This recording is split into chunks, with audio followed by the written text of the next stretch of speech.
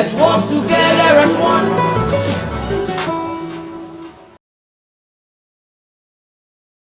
Welcome, everybody. The people are the why, and business is the how. I want to thank everybody for joining us here at Empower Africa's first virtual Driving Business in Africa event. We are so excited to be here, and I'm so excited to be playing this music, this song, which was produced in Koidu Town, Bono, Sierra Leone, one of the most isolated places in the world, but a place that today is full of hope, full of inspiration. And this song that you just heard is still the only thing that is being produced in Kono and exported to the world, aside from minerals. I'm so glad that we could open it and we could experience this together. This is a symbolic example of ingenuity, of creativity, of tremendous value that is being created and that could be created all over Africa.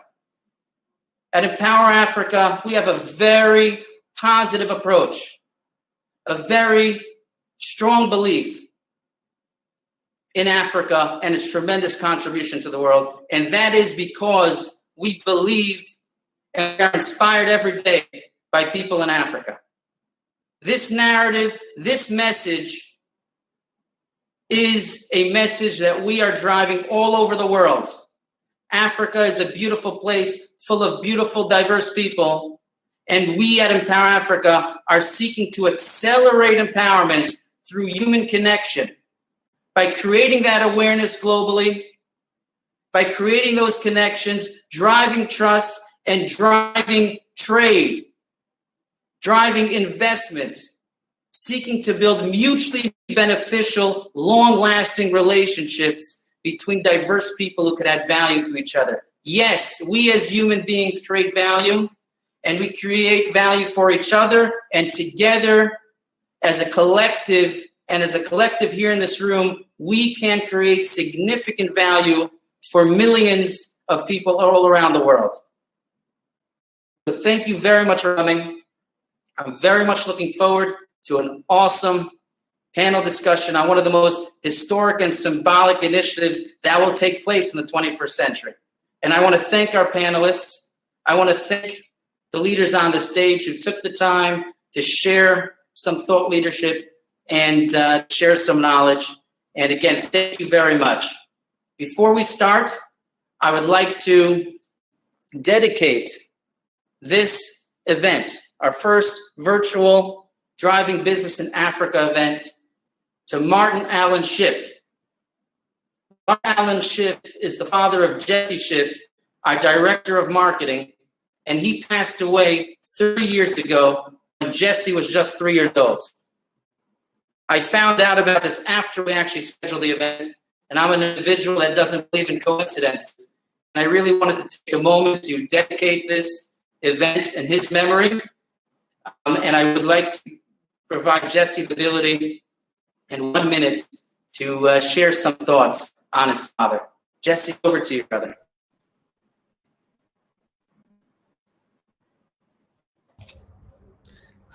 First of all, Ezzy, thank you very much for the kind words and for giving me an opportunity to speak in that dedication. I'm overwhelmed.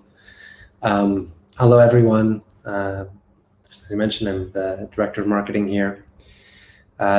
This day has an extra layer of importance in my life. My father passed away 30 years ago today. He was a charming man. He was wise. He was a brilliant speaker, a romantic. He was a good father, and he was a very good husband.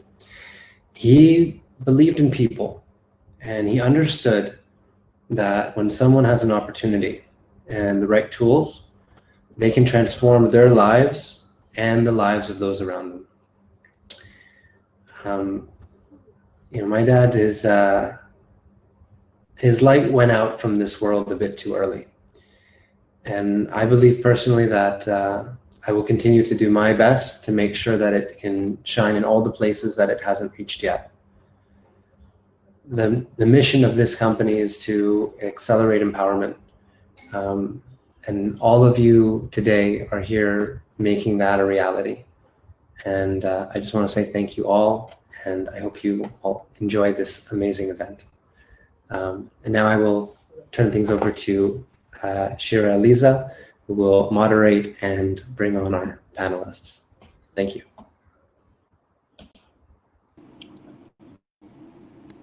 Hi, everyone. Welcome to, my name is Shira Petrak, and on behalf of the entire Empower Africa team, I'm very excited to welcome you to our first virtual Driving Business in Africa panel discussion. COVID-19 has been keeping most of us physically in place over the last couple of months, but the pandemic has also, in a certain sense, collapsed geographic borders and opened us up to new ways of communicating and collaborating across distances. It is very exciting to have so many audience members from across the globe joining us here today. And the speakers as well are joining us from 3 different continents. In 2012, the Assembly of Heads of State and Government of the African Union adopted the decision to establish the African Continental Free Trade Area, the largest free trade area in the world in terms of number of participating countries. The World Bank estimates that if implemented, the agreement could contribute to lifting 30 million people from extreme poverty and 68 million people from moderate poverty by 2035. Freer intra-African trade is expected to lower the gender wage gap, increase decent employment opportunities, and boost manufacturing and food processing capacity. But while almost everyone agrees that the African Continental Free Trade Area, once put in place, has the potential to dramatically increase trade on the continent, much remains unknown about the actual implementation of the agreement. This agreement is highly complex, with the negotiations involving over 50 countries, each of which brings its own specific needs and requirements to the table. Trading under the AfCFTA agreement was due to commence on July 1st, but this date has been postponed due to the global pandemic. Although it has been indicated that the new date for operationalization is January 1st, 2021, many details of the agreement still need to be ironed out. Today, we are delighted to bring together top international experts in the fields of economics, law, and business to discuss the agreement, its potential, and where it stands today. If you experience any technical issues during the presentations, or if you wish to react to something a speaker says, feel free to write in the chat window. If you have a more substantive question that you wish to address to one of or multiple speakers, please write it in the Q&A window. After our 3 speakers have delivered their prepared remarks, we will draw on the audience questions in the Q&A to guide our discussion. We are very excited to have with us today Mr. Emery Rubagenga, a Rwandan businessman and the founder of Ishango Consulting. Prior to founding Ishango Consulting, Mr. Rubagenga had been CEO of Roka, one of the largest mining companies in Rwanda, and has mentored several young Rwandans to become successful entrepreneurs. Mr. Rubagenga is also the founding member of the Young President Organization's, the YPO Africa Great Lakes chapter, and has in that regard spearheaded various international events promoting foreign investment in East Africa, and has facilitated this region's visibility within YPO membership in London, Hong Kong, Dubai, Toronto, Washington, D.C., and is currently serving on the International Board of Directors of YPO, which is the premier global leadership organization of chief executives, which empowers 28,000 members in 130 plus countries. Our second speaker, Ms. Janet Levy-Pahima, is an international mergers and acquisitions partner who runs the Africa desk at Herzog, Fox & Neyman, Israel's leading international law firm. In addition to mergers and acquisitions, Ms. Pahima specializes in joint ventures, investment funds, international trade, and advises in the general corporate field. Ms. Pahima represents multinational corporations, including General Electric, Microsoft, BMC Software, and SunGard Data System, and venture capital funds such as Carmel Ventures in early and late stage investments, as well as high-tech companies in their earliest stage of development. And last, but definitely not least, we are excited to have with us Dr. Raymond Gilpin, Chief Economist and Head of Strategy, Analysis and Research at the UNDP Regional Bureau for Africa. Prior to joining the UNDP, Dr. Gilpin was the Academic Dean at the Africa Center for Strategic Studies in Washington, D.C., and Economics Director at the United States Institute of Peace, where he also chaired the Task Force on Business and Peace, managed the web-based International Network for Economics and Conflict, and taught resource management courses at the USIP Academy. Dr. Gilpin has also held senior positions at the Central Bank of Sierra Leone, the African Development Bank, and the World Bank. He was inducted into the Martin Luther King Collegium of Scholars in the historic Morehouse College in Atlanta in 2015 for his work on economics and peace. Dr. Gilpin holds a doctorate in development economics from Cambridge University in the United Kingdom and an executive certificate in international finance and capital markets from Georgetown University in the United States. I am very pleased to welcome to the stage or announce our first speaker, Mr. Emery Rubagenga. Hello, Shira. Happy to be here. Thanks for the invitation.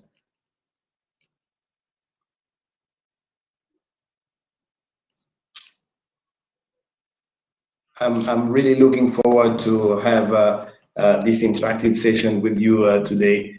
And I want to thank the organization Empower Africa for this timely conversation. It is important to have these interactive sessions around business, around investment on the continent. So looking forward.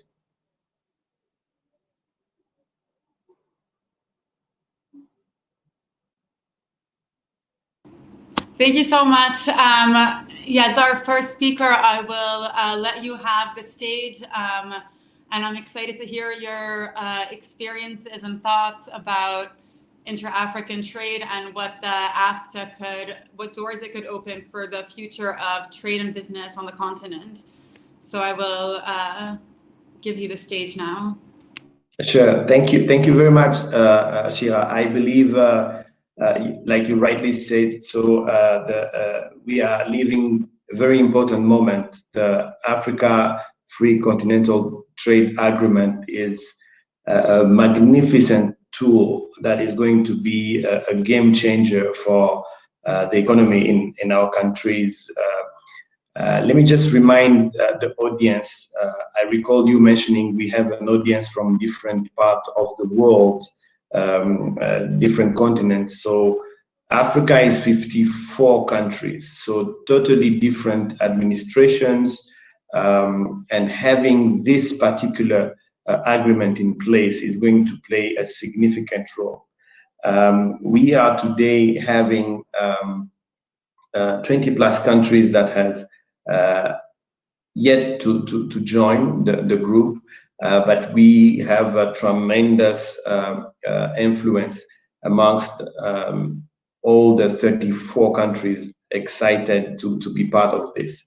So the continent has a big development progress happening, a very young population.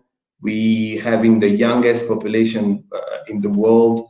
We having one of the best places where you see double-digit GDP growth on many of our countries. So things are really happening in this part of the world. But we can't act in isolation. We need to work closely with a different part of the world. And this initiative of Empower Africa coming all the way from Israel is very timely. So we believe we have so much to do and surely benefit for both parties. So I'm really looking forward to some great development, be it in agriculture, information technology, health, you name it. Can you maybe share some of the challenges that you've experienced in the past in terms of trading goods across borders or expanding your business across, building it across multiple countries, and how you think this agreement might address some of these challenges. Thank you, Shira. It has been indeed a big challenge to do business in Africa. Coming from Africa has not always been very easy. So just to give you a perspective and a personal perspective again, I was born in Belgium, so I have both my nationality, Rwandan nationality, and a Belgian passport as well. In some part of our own continent, it has been easier for me to use my European passport. So visa issue has been a very, very big, a deal breaker to do business. If you have to spend weeks waiting for visa approval in embassies, and sometimes the embassies are not necessarily in your home country. In order for me to go to Senegal, just to give you a perspective, I would have maybe 2 or 3 years back, I would have gone to Nairobi to put my visa request to go in order to go to Senegal. Or even worse, I would have needed to approach the French embassy to get a Senegal visa. These things are almost gone for every part of the continent. We soon having some facilitation to travel. Just the example of Rwanda, it's visa on arrival to every country of the world, but in particular, free visa on arrival to every African countries. And this particular policy has been implemented in several other African countries. So I think we are getting there. Every of the 54 countries of Africa understands now they need to mingle with each other, do business with each other. And this particular trade agreement is just a huge boost to this intra-Africa trade. I know, thank you. I know that you've been active in sort of East African economic integration. And I know that there's several sort of regional initiatives now, or have been in place for a while, to push for sort of more regional economic integration. How do you think that this new agreement and this new area might interact with some of these more regional agreements? Are you worried that there's something is going to be lost there now that it's kind of being opened up to the whole continent?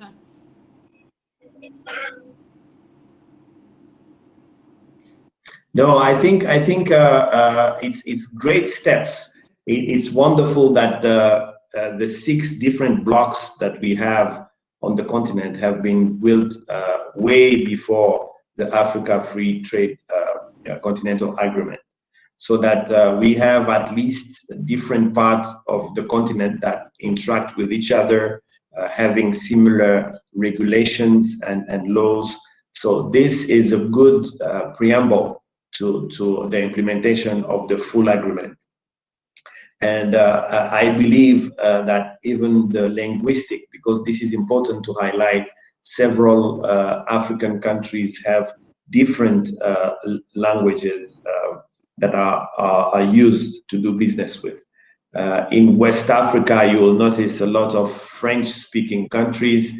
In East Africa is more of English, and some Southern African countries speak Portuguese. So it adds a little bit on the complexity of the fact that we are 54 completely different administrations, but putting everyone together through this particular agreement is a game changer. is completely going to change the ecosystem and the way we do business, and put together 1.3 billion people market, and one of the youngest population worldwide. So I think we are on the right track for tremendous business and investment opportunities. Thank you, Shira. Thank you. I know that one of the issues that is sometimes cited, one of the obstacles to greater intra-African trade, is just sort of the transport infrastructure on the continent, that it's sometimes just easier to ship goods to Europe or to China or to wherever than to transport them within the continent from one country to another. So I guess I was wondering, when I was reading all these really optimistic articles about this agreement and how it's going to revolutionize intra-African trade, I was wondering sort of about the logistical side of it, and what effects this agreement will have on the logistical side of the intra-African trade. What has been your experience with that? I would love to hear your perspective. Sure, thank you very much. Indeed, it is. We have lots of difficult aspects in terms of logistic and in the intra-Africa trade.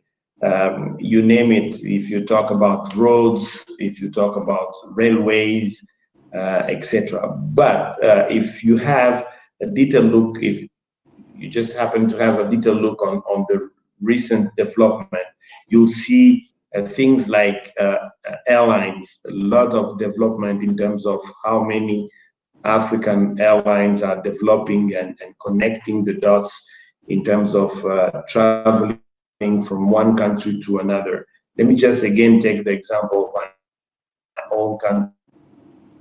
Rwanda is doing amazingly well, having like 20 plus destinations in Africa, connecting from north to south to west to east. It is a game changer. If today I'm able to go to Abidjan or Lagos in a direct flight, it is a big motivation to do business. So now talking about railways and much bigger infrastructure projects, there are also some great developments, and we see several big organization, development financial institution like AfCFTA, for instance, or Africa 50, from the continent, and with strategic partners from all over the world, dedicating some funds to develop these particular areas. So I'm confident. I think there is still a lot of things to be done, a lot of efforts, but as an entrepreneur, I tend to see the glass half full instead of seeing it half empty. So I strongly believe that we will be having more and more intra-Africa trade businesses, linkages and investment, and also inviting the rest of the world, Israel and the rest of the world, to join us in these opportunities. Thank you so much. I'll ask one last question, and then move it over to our next speaker, and we could reconvene in the Q&A and have a wider discussion with everyone. But I'm curious, in terms of COVID and Corona, I know that there was sort of an initial scramble as countries were closing their borders. Countries not on the continent also were sort of holding on to their food stocks and stocks in general, because we didn't really know when we would be able to ship things again. And I'm wondering if that was kind of an opening for entrepreneurs and businesses on the continent to step in and fill in some of that gap that was left when some of the borders were closed. If you think that in the long term, COVID might actually also be a boon for intra-African trade, I would be curious what your perspective is. So first of all, I think the whole world has been significantly affected by Corona. This is a fact, and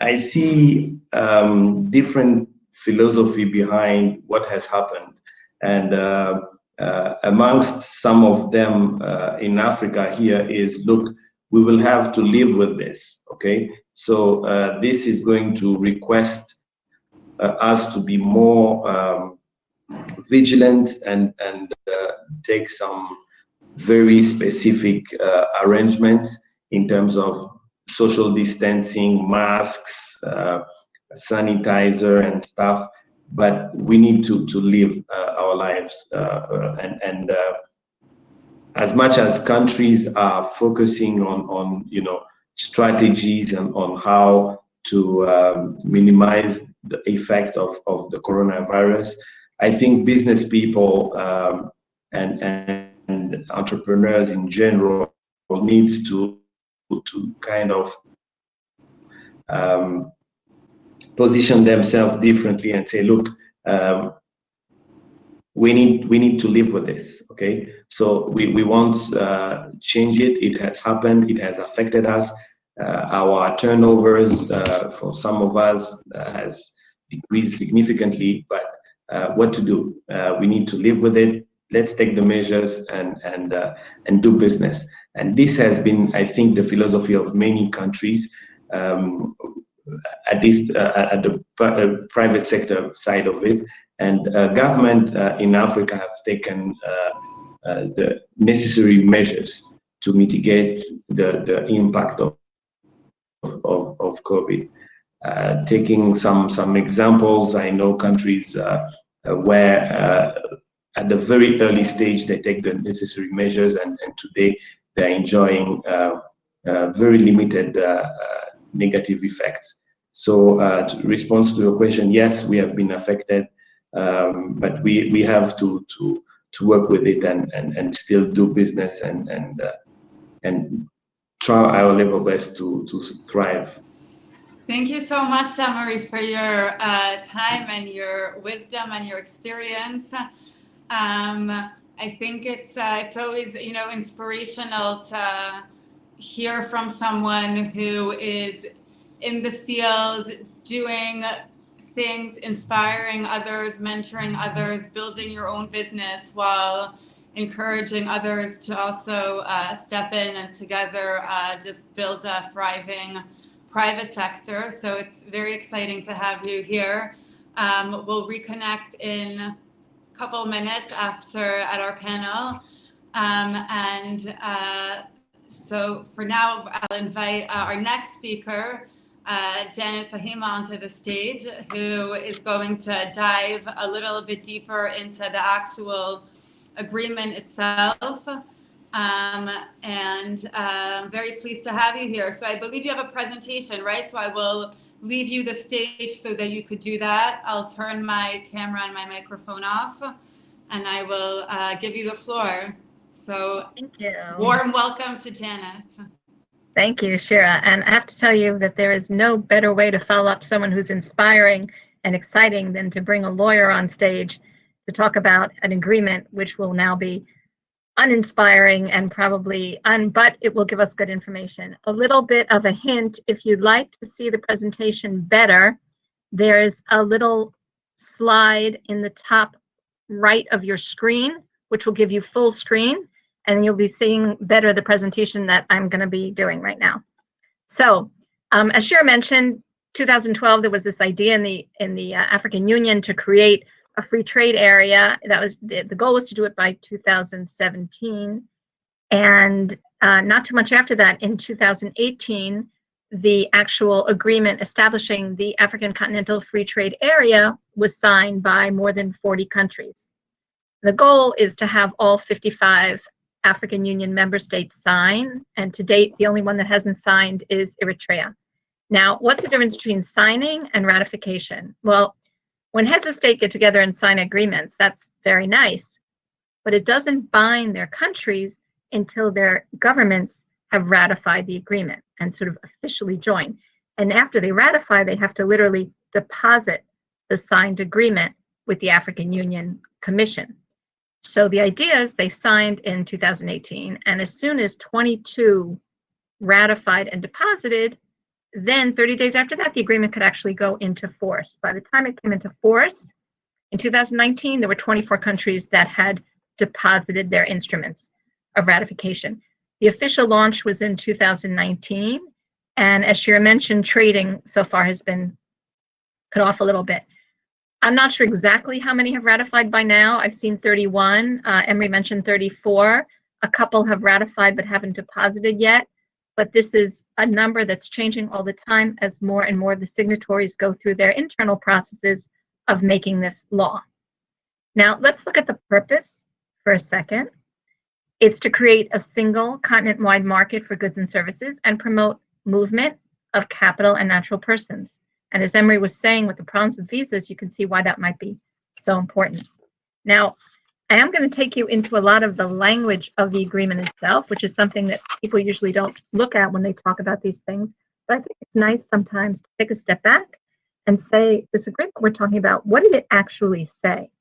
So in its preamble, it gives its purposes. And if its purposes have some interesting things, and I'm just giving you a little bit of excerpts from those purposes. First of all, it talks about the agenda of 2063 for continental market of free movement of goods and capital and persons, which is important for economic integration and agricultural development and food security and other important things, including industrialization. It talks about democracy, human rights, and gender equality, plus the rule of law.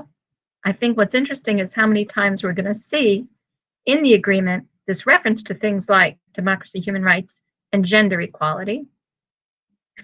If you look at 3, this is very important, reaffirming the right of the states. The state parties are the member states of this agreement, of the free trade area, to regulate their own policies. This means that we're going to see a lot of exceptions here to this concept of a free movement of goods and people.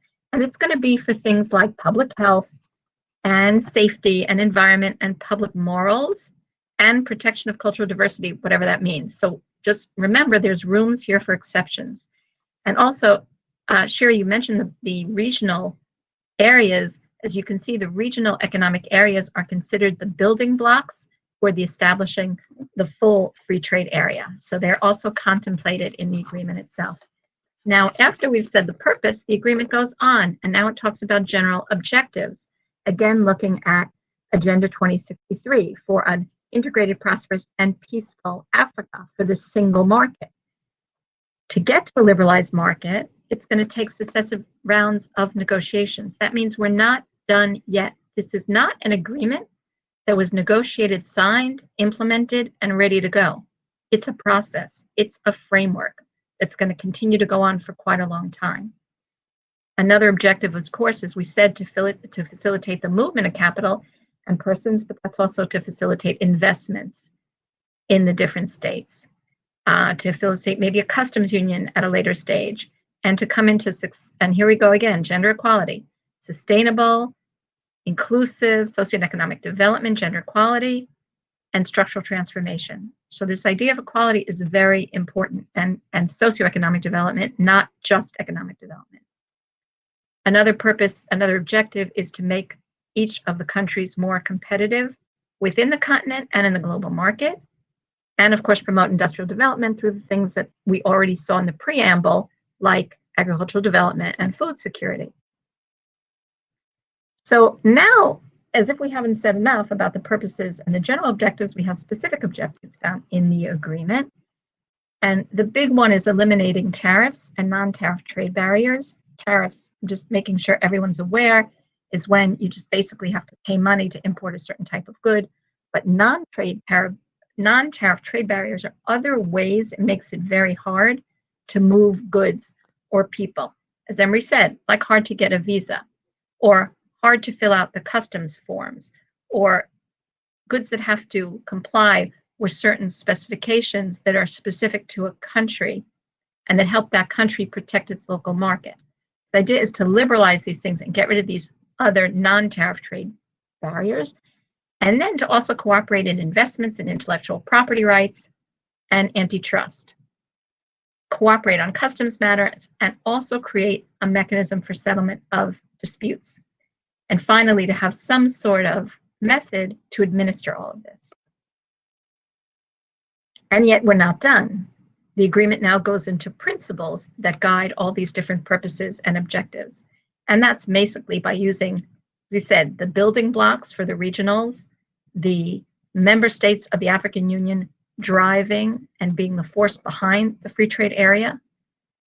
Variable geometry, which means that there's different types of integration that has to go on based on the different countries involved.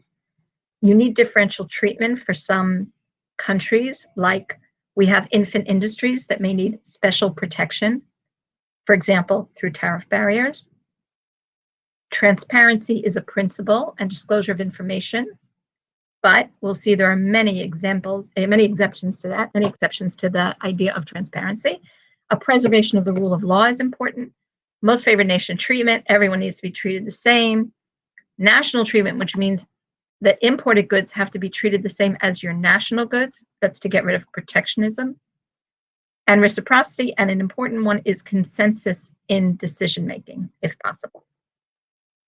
So still to come, we're not there yet. Why? Because there's so much that still has to be decided. There's negotiations that continue on the tariff concessions, how to reduce the tariffs, rules of origin. Rules of origin means if we have a product, let's say I sell a product from my home jurisdiction here in Israel to Kenya, and then in Kenya, they just put a different label on it. Can it now go to a country where if I sent it directly from Israel, there would be a tariff in place because they say now it's Kenyan? No, you have to have rules to say how much content, local content do you need before you can say this is a product of Kenya. Negotiations are conducted in 4 languages, making the negotiations a longer process. Once this is done, then there'll be phase 2, where they'll look at investment, antitrust, and intellectual property rights. I said this is a long process that will go. So potential benefits, which I think it's great to have panelists who talk about what they see on the ground, but the supposed benefits are going to be things like, first of all, trade should increase because now we have lower tariffs. Non-tariff challenges need to be addressed. Things can be very frustrating when you have customs procedures that are stopping you from being able to move goods and services.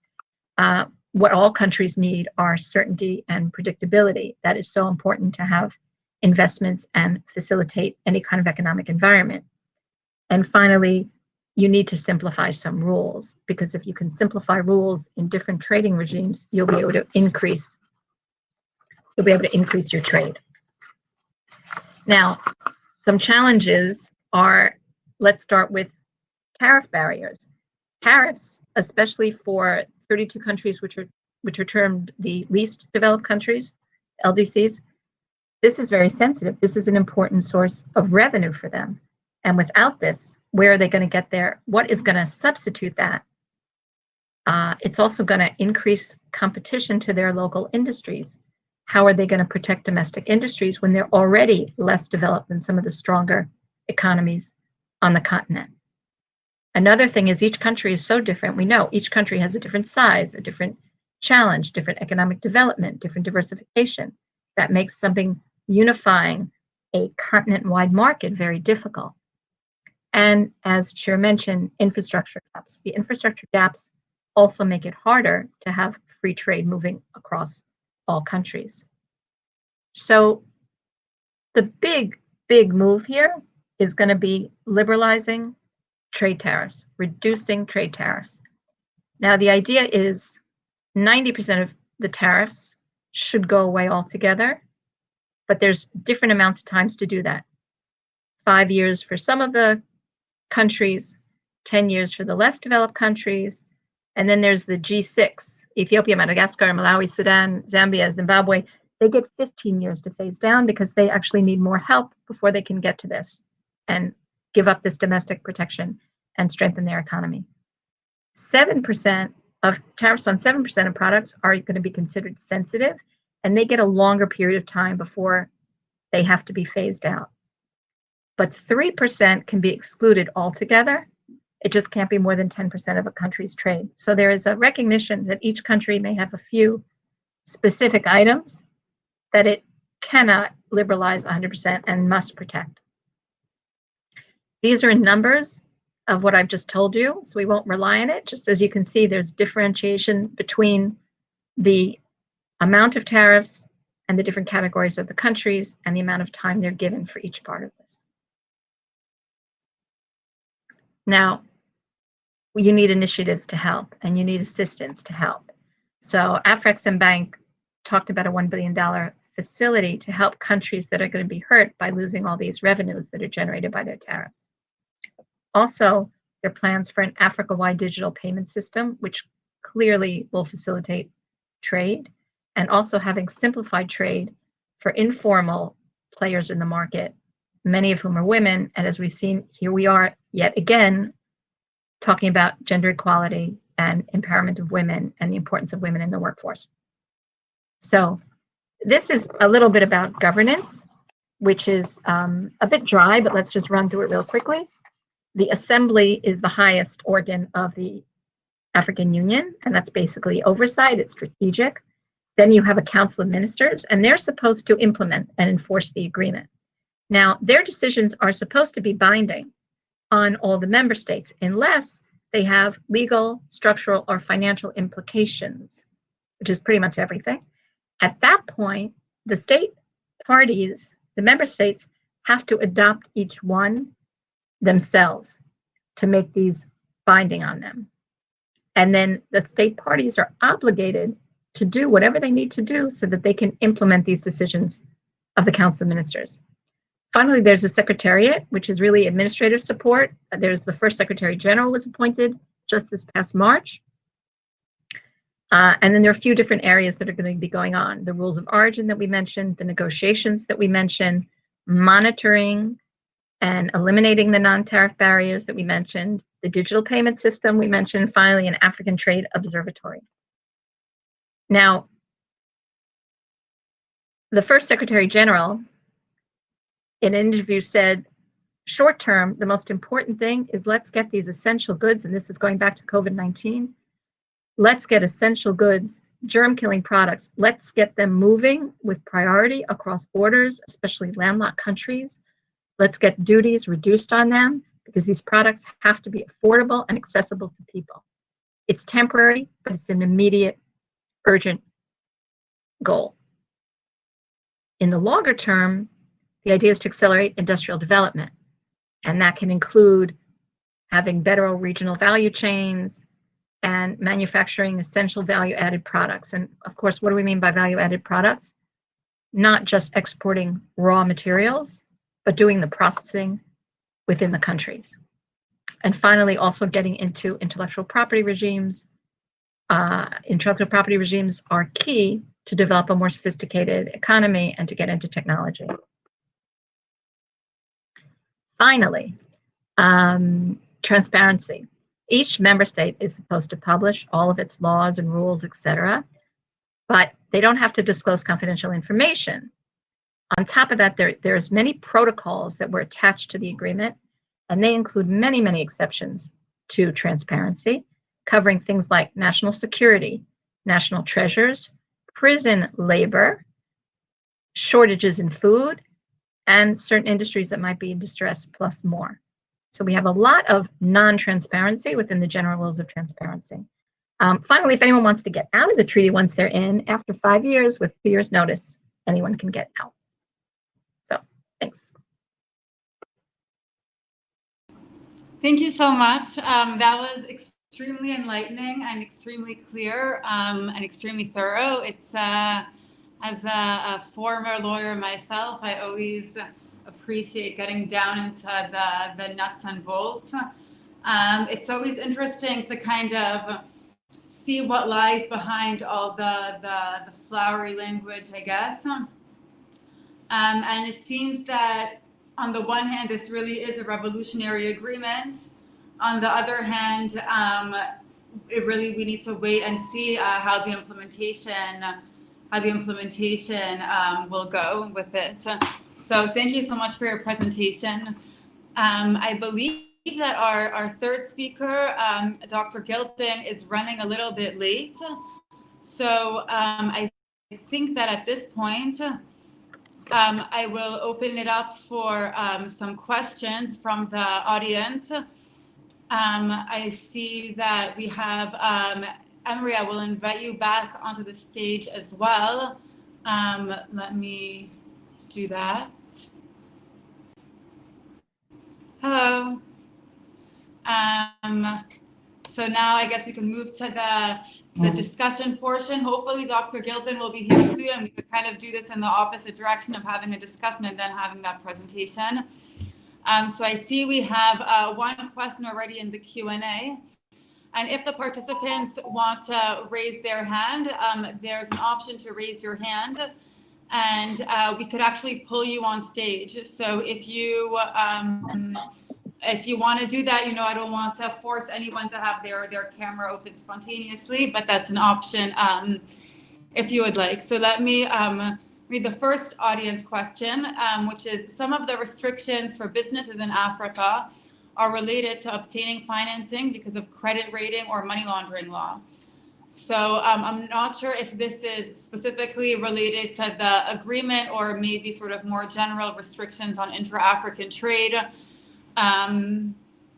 So I don't know if you have any thoughts on this question that you could see in the Q&A. I guess it's more the African Union is I guess it's more an African Union question, and since the African Union is coordinating the AfCFTA, it's sort of I guess that's why someone had. So I don't know if maybe Shira, I'm happy to give a little perspective here, and I'll be starting by thanking the participant for the question, but then I'll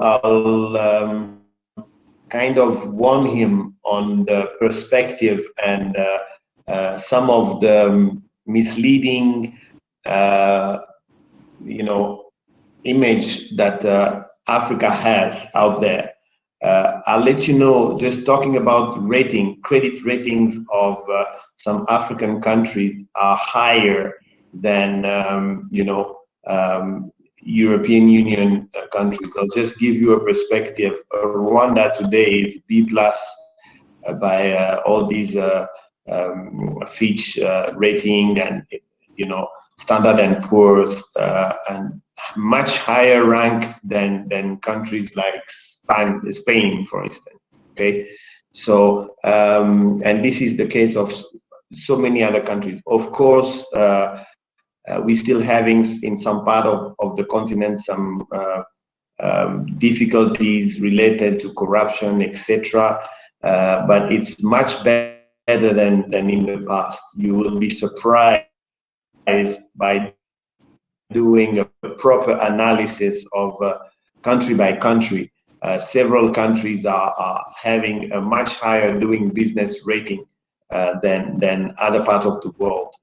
So I would invite the particular attendee who asked the question to have a detailed look on the continent and explore. There are magnificent investment opportunities and business actually landing very low-hanging fruits here. Just to give, we were talking about agriculture as most of the biggest and big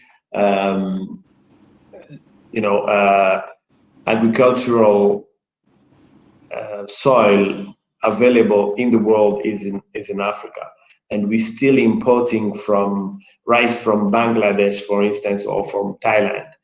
So there is opportunities.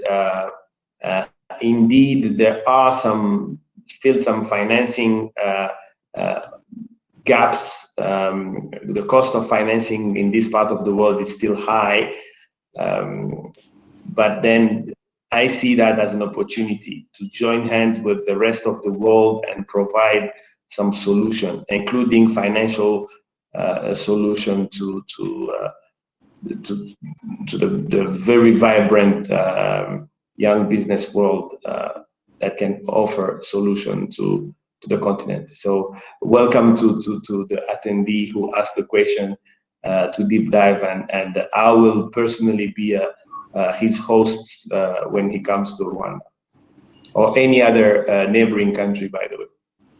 That sounds good. I'm sure one of the, in addition to the actual obstacles and challenges that every businessman faces, I'm sure that businessmen and women who are operating in Africa have to face certain stigmas in addition to, the other things that there is to overcome. So thank you for your answer. I see that we have someone raising their hand, Mark Harugarama. So I'm going to invite you on stage to ask your question. And hopefully, as we mentioned, this is our first virtual networking event. We've held several in-person events, but Corona made that impossible. So you will be our first guest participant at our first virtual event. So very exciting.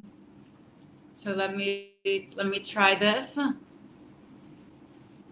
So I think now if you just open your camera and your mic, you should pop up on stage.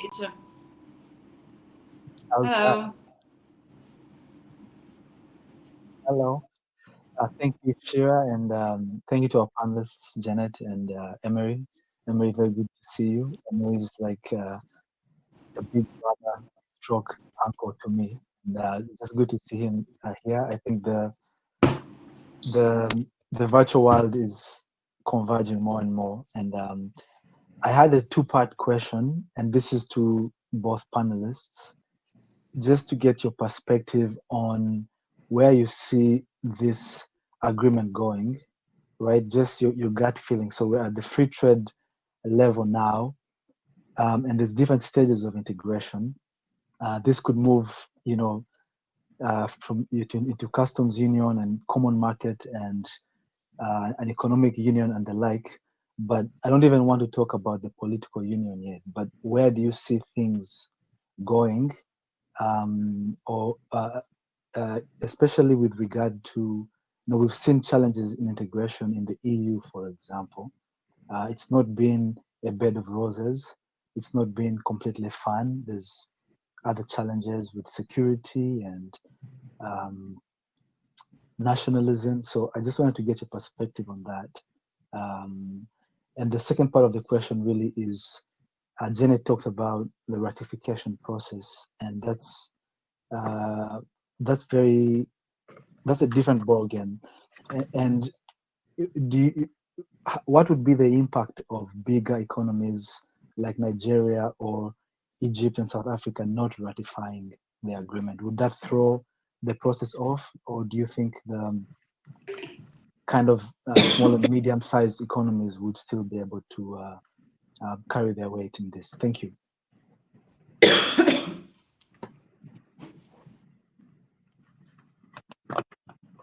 Emery, do you want to start, or you want me to give some thoughts as an outsider? I'll give some thoughts outsider, and then you can give the real answer. We can do it that way.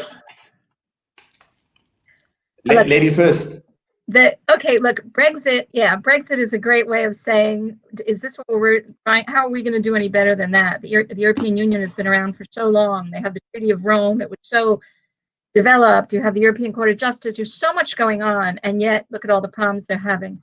One of the differences in the EU, remember, is that it's a very expensive thing to be a member country. Then there's a whole infrastructure there. And one of the things of the people who are trying to get out of Brexit were also saying we're spending too much money, we're not getting enough money, we're wasting too much money on exports, imports, etc. But there was also a lot of misinformation that was going on. So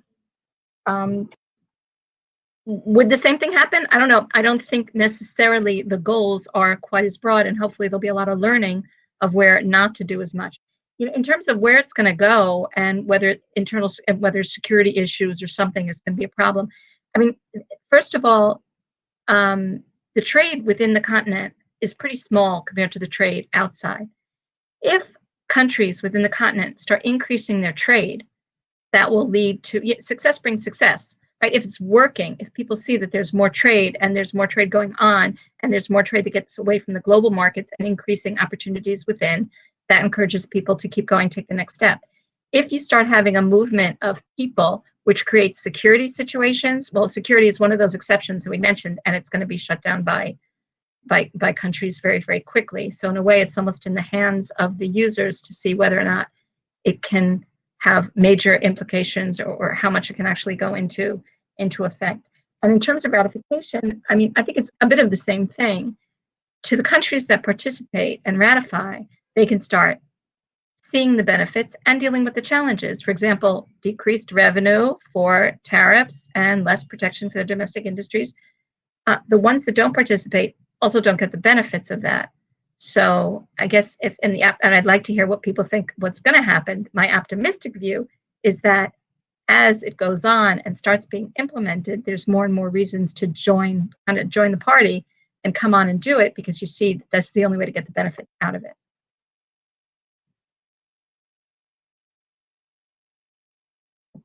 No, thank you very much, Shira. I think you have touched on 99.9% of the answer that Mark was asking. Maybe to add a quick perspective here, Mark, you will understand that lots of different agreements that were in place on the continent prior to this one were political or diplomatical. But this one is the very first that it touches the business world, okay? So it is going to tremendously and probably exponentially impact the world of business. And when I mean business, I'm not talking about only the big multinational, but if, just to give a perspective, someone having a design shop here, let's take the example of Motion, creating great clothes, very fashionable clothes that he or she can sell to Mali, Senegal, through Rwanda. And all of a sudden, because of that agreement, it's practical, it's technically doable to sell his or her product in Mali. It's a game changer in itself. So it doesn't need any ministerial decree or any other sophistication at the political level to enable that entrepreneur to jump in the plane and try to go and sell and market his or her product. So I think in itself, in that aspect, this is the very first time in history on the continent that we have a tool that is enabling business to happen.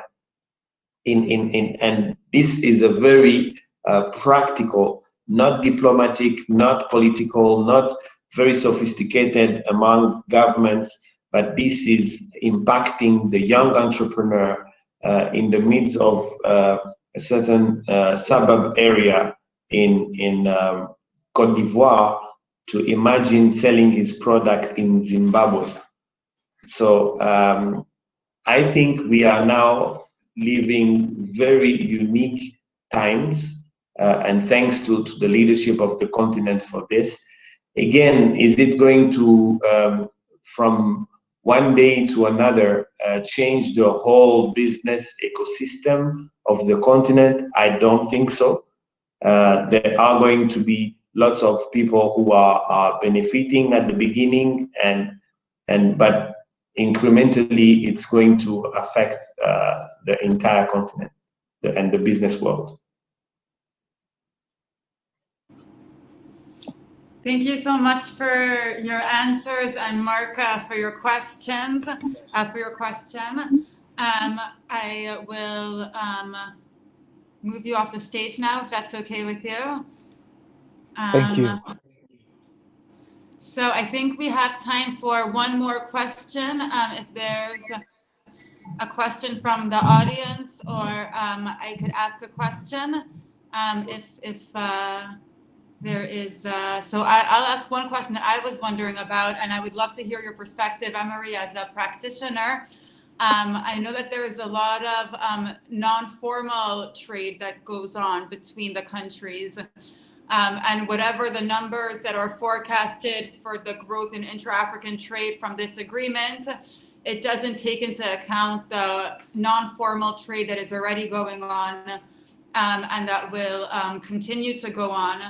And so I'm wondering if, I'm not sure, Janet, if you could join us again, or if you're having some technical issues, but I would be curious how you think this agreement plays, is it going to affect the non-formal trade center? Do you think some of that non-formal trade is going to become formal and now go through customs and do all these things now that there's this free trade agreement? I'm not sure how it happened. I'm sure the EU had similar things, that there was a lot of trade between borders. And so I'm just curious how those two will kind of interplay. So I would love to hear your thoughts on that before we move back to the networking. Sure, Shira. Thanks for the question. Indeed, Africa and different other part of the world in the third world countries are still very informal in the way they do business. Lots of people are not necessarily registered in the regular tax system, etc. But maybe to give a perspective on some of the countries that I have visited, and I have visited 17 countries out of the 54 in Africa.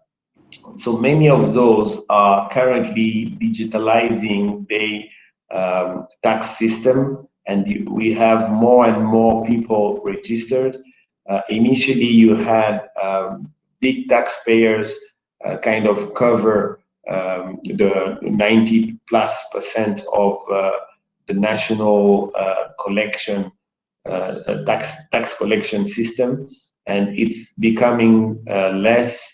And you have more and more even street sellers of you know, you name it, fruits, vegetables, etc., registered.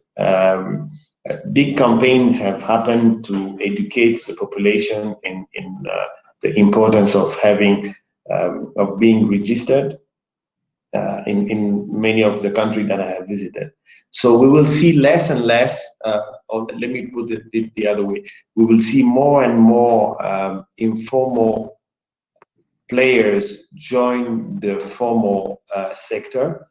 And this particular agreement is coming at the right time. If it was here like 5 years ago, before digitalization of tax system, etc., it could have been a big, it would have been a little bit heavy on the little number of people who are paying taxes. But because now more and more people are joining the tax system, it's going to be, I think, in terms of time, we are just at the perfect timing. This is coming at the magnificent timing. And it's going to have a ripple effect in people to be intentionally joining the formal sector. The small person in terms of turnover, etc., who intend to now starting exporting its product need to register for exports, etc. So they can't, you know, stay in that very comfort zone of selling in their backyard. They need to go extra mile and fill in the paperwork, etc., and then tap into the opportunity that this particular agreement is offering. And Janet has mentioned the AfCFTA, like I also did earlier.